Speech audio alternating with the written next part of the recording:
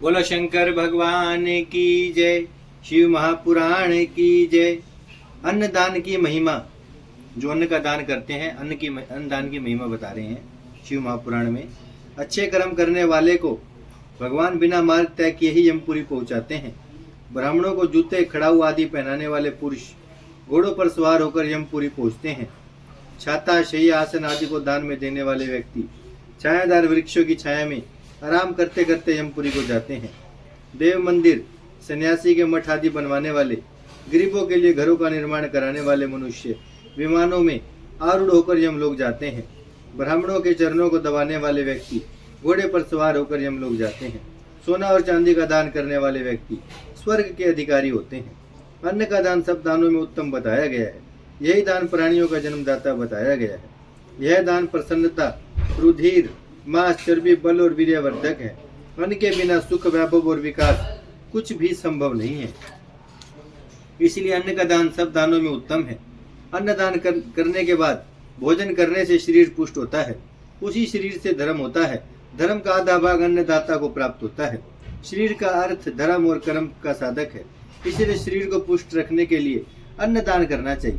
थोड़ा अन्न बचाकर भिखारियों को उसे दान में देना चाहिए। घर पर आए अतिथि को भी भोजन कराकर ही विदा करना चाहिए। ऐसा करने से परलोक में सुख मिलता है तथा स्वर्ग की प्राप्ति होती है। अन्न का दान श्रेष्ठ फलदायक वृक्ष है। अन्न दान की महिमा बताने वाले को भी सुख सम्मति प्राप्त होती है। जल दान एवं तप की महिमा।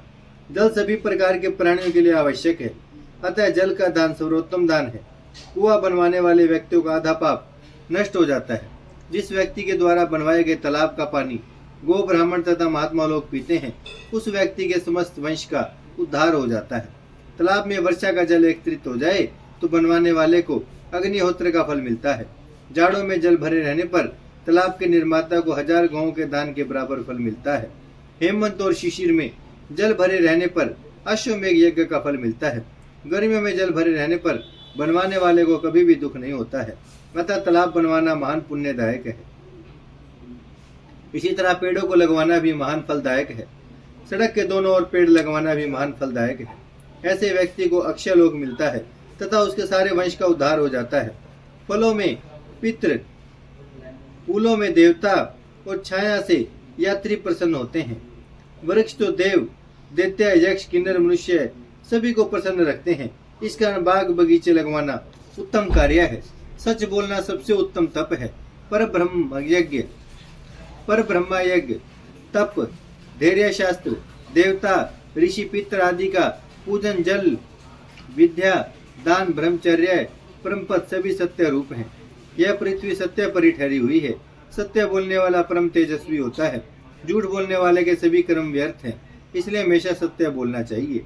तप मुक्ति प्राप्त करने का सबसे उत्तम स्थान है। तपस्वी व्यक्ति देवताओं के साथ महान सुख पाते हैं।